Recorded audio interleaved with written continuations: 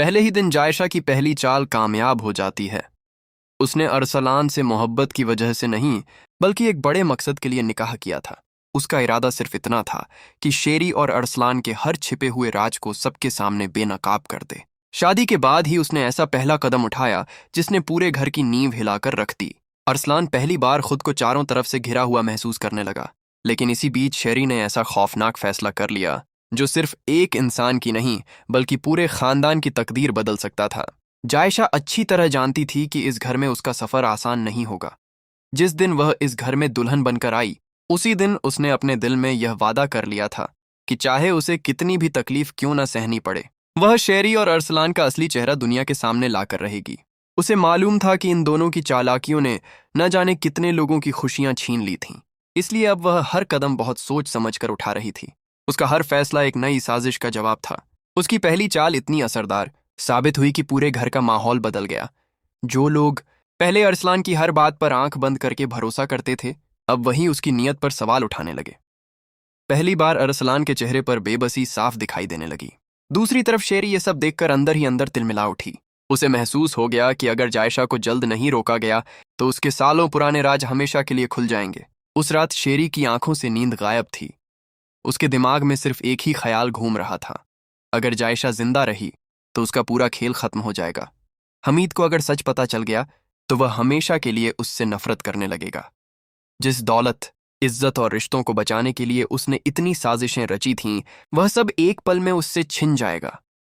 यही डर धीरे धीरे उसके अंदर नफरत और फिर जुनून में बदल चुका था। दूसरी तरफ जायशा अपने अगले कदम की तैयारी में लगी हुई थी।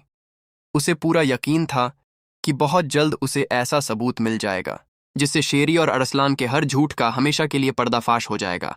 इसी बीच मौका देखकर शेरी चुपचाप जायशा के पीछे चल पड़ती है। घर के बाकी लोग अपने अपने कमरों में होते हैं। जैसे ही जायशा सीढ़ियों से नीचे उतरने लगती है, शेरी की आंखों में नफरत साफ झलकने लगती है। वह एक बार चारों तरफ नजर दौड़ाती है ताकि यकीन कर सके कि कोई उसे देख नहीं रहा। अगले ही पल वह पूरी ताकत से जायशा को पीछे से धक्का दे देती है। धक्का इतना जोरदार होता है कि जायशा अपना संतुलन खो बैठती है।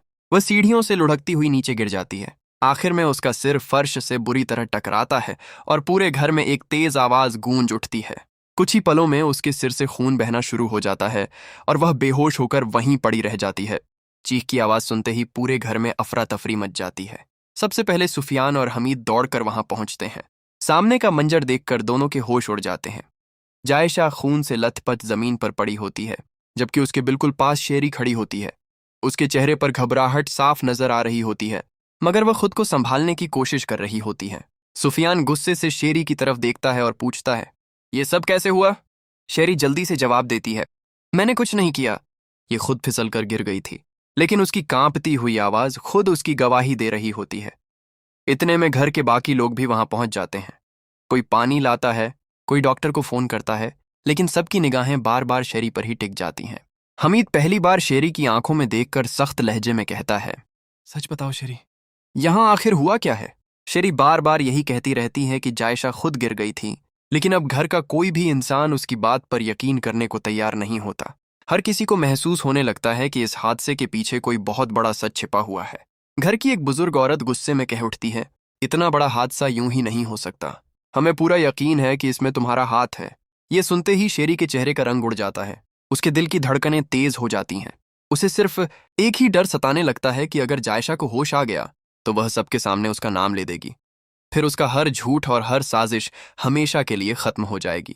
सुफियान तुरंत जायशा के पास घुटनों के बल बैठ जाता है। उसके सिर से बहता हुआ खून देखकर उसकी आंखें भर आती हैं। वह बार बार उसे पुकारता है, जायशा, आंखें खोलो, कुछ तो बोलो। लेकिन जायशा बिल्कुल बेहोश पड़ी रहती है।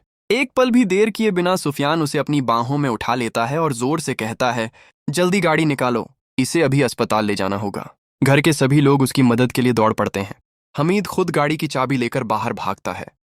पूरे घर में डर और बेचैनी फैल चुकी होती है। दूसरी तरफ शेरी एक कोने में खड़ी सब कुछ देख रही होती है। बाहर से वह खुद को मासूम दिखाने की कोशिश करती है, लेकिन उसके दिल में सिर्फ एक ही डर पल रहा होता है, अगर जायशा बच गई तो अब उसका बच निकलना नामुमकिन हो जाएगा। सुफियान जायशा को लेकर अस्पताल के लिए रवाना हो जाता है। घर के बाकी लोग पहली बार शेरी को शक की नजरों से देखने लगते हैं। अब किसी को उसकी मासूमियत पर भरोसा नहीं रहा। हर किसी के दिल में बस एक ही सवाल उठ रहा था, क्या शेरी ने अपने राज छिपाने के लिए सचमुच जायशा को मारने की कोशिश की है? अब सबकी निगाहें अस्पताल की तरफ लगी थीं। अगर जायशा को होश आ गया तो वह ऐसा सच बताएगी जो सिर्फ शेरी ही नहीं बल्कि अरसलान की पूरी दुनिया उजाड़ देगा। लेकिन अगर वह कभी होश में ही नहीं आई तो शायद यह राज हमेशा के लिए उसके साथ दफन हो जाएगा। अब हर गुजरता हुआ पल पूरे खानदान के लिए सबसे बड़ी बेचैनी बन चुका था।